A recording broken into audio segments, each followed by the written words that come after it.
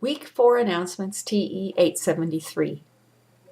I enjoyed your thorough evaluation of bibliographies, directories, almanacs, yearbooks, and handbooks this week. You brought out resources I'd never seen, and that is part of what makes this class exciting to me.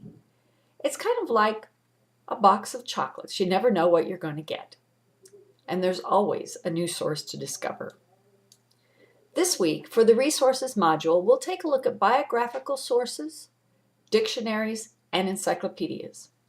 Now, I always had a good biography project or two going in my school library, and I'm guessing you do too, or will, when you get your own library. So I hope the biography sources will help you fill in some of those gaps.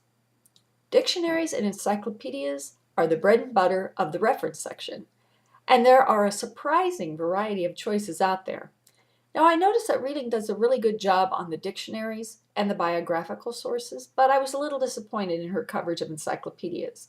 So, I'm linking the current encyclopedia update from Booklist for you. Check out the Rent announcements for that link. For the services module, the interviews you reported for this week were truly a joy to read. I appreciate your careful attention and sensitivity to your patrons and the specialized skills you exhibited. Kind of makes me want to get back out there and do it again.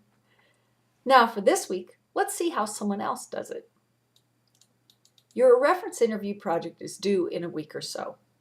For this project, you'll be observing another librarian during a reference interview and also participating as a patron in one. Take a look at the instructions under week 4 and the grading criteria for this project. I cannot emphasize enough the importance of observing a credentialed librarian for this project. By credentialed, I mean one who has a school library or media endorsement in the school library world, or a master's in library science in the public and academic world. If you sit in at a school library, and there are some year-round school libraries that you could sit in, and if you can find one, you might want to check ahead, do your homework, and make sure that that person is a credentialed librarian, has an endorsement. The person sitting in at the reference desk at a public or university library is usually a credentialed librarian, but it'd be a good idea to call ahead to be sure.